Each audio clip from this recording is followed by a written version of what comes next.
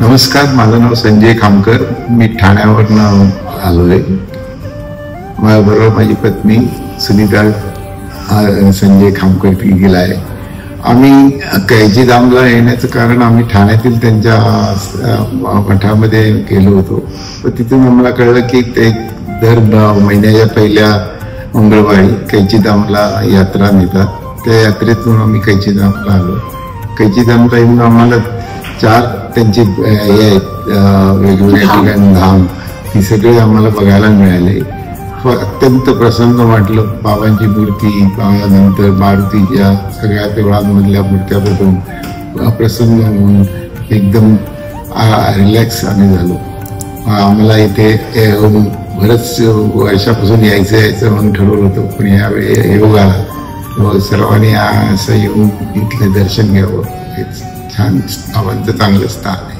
मी सुनीता खामकर.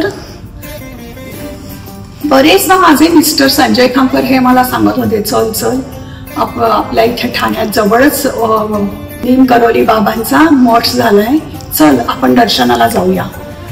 असंच आम्ही एका मंगळवारी दर्शनाला आलो आणि ती मूर्ती म्हण किंवा ते बाबांचा फोटो बघून इतकं मला समाधान झालं ना की अगदी म्हणजे हात माझे दुखत होते, हातात खूप मुंग्या येत होत्या, झोप लागत नव्हती. पण त्या रात्री इतकी शांत झोप लागली ना की त्यापासून मी सडनली 3-4 वेळाच त्यांच्या मठात आले. पण अतिशय प्रसन्न वाटतं आल्यावरती.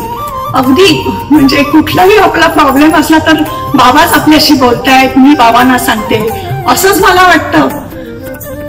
आणि अचानक मॅडम म्हणाल्या एक दिवस मिस्टरांना, आम्ही असे कैचीधामला जातो महिन्याच्या दर मंगळवारी, तर तुम्हाला यायचं असेल तर या. माझी पण इच्छा होती की कैचीधामला जावं, पण कसं जाणार, आम्ही तर कधी प्रवासच केला नव्हता. पण मॅडमनी सगळं व्यवस्थित अरेंज करून दिलं आमच्या तिकिटांपासून की मी कैचीधामला आले. आल्यावर इतकं प्रसन्न वाटलं. खरं माझं अंग दुखतं प्रवासात, काहीही त्रास झाला नाही.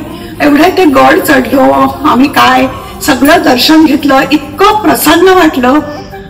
फार सुंदर ट्रिप पण आमची खूप छान झाली आणि प्रवासाचा बिलकुल त्रास झाला नाही. किती मोठा प्रवास केला आम्ही आणि प्रत्येक ठिकाणी 4ही धाम बघून इतकं प्रसन्न वाटतं ना की मला वाटतं प्रत्येकाने यावं आणि ह्याचा दर्शनाचा लाभ घ्यावा. खूप खूप छान आहे.